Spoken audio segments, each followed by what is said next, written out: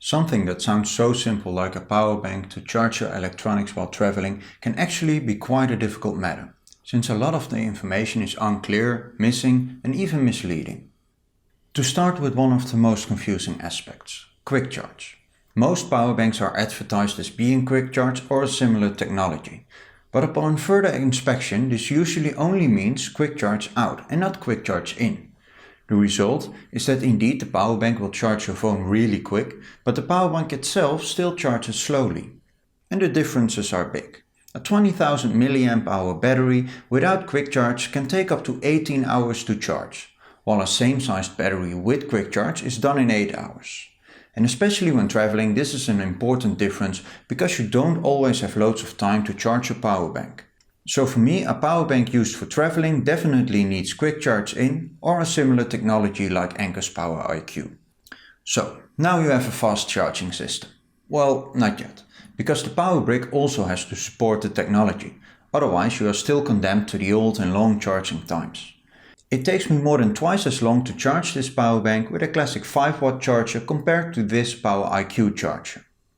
If you want to be sure you've got a fast charging brick, look at the power output. This needs to be at least 2.4 ampere and 12 watt per channel. And that brings me to the next point. It is great to have more than one channel on your power brick. So you can bring just one brick and still charge all your other devices while also charging the power bank. In a little under 5 hours I can charge my 13,400 mAh battery, my phone, camera, e-reader and headlamp and be on my way again because of this 2-channel fast charging brick. But to be able to do this, I only bring devices with me that have a Li-ion battery on board that can be charged directly with a USB cable. All my electronics can be connected straight to the power bank, so no other varieties of batteries in my pack and no extra chargers. That not only simplifies things but also saves space, weight and gives you a better view of your battery situation. I want to go back to the power bank for a little though, because there's one more thing that is kind of deceiving, and that is the advertised size of the bank. No battery is 100% efficient. Due to, for example, temperature and conversion, you lose some of the advertised power. Good quality power banks from brands like Xiaomi, Anker and Rev Power usually have an efficiency of 80 to 90%, but lesser names like Lumsin easily drop to deliver just 70% of the advertised power.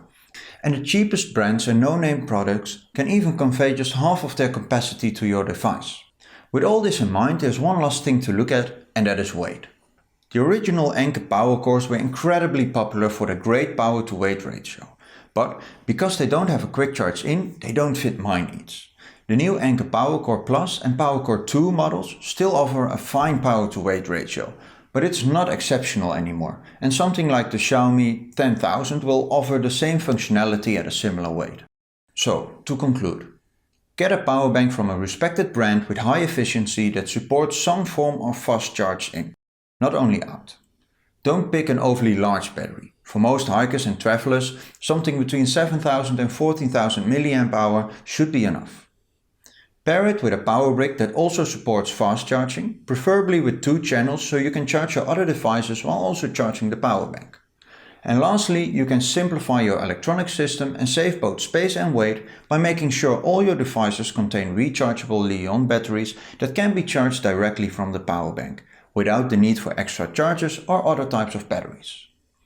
As always, thanks for watching, and if you like this video, subscribe for more.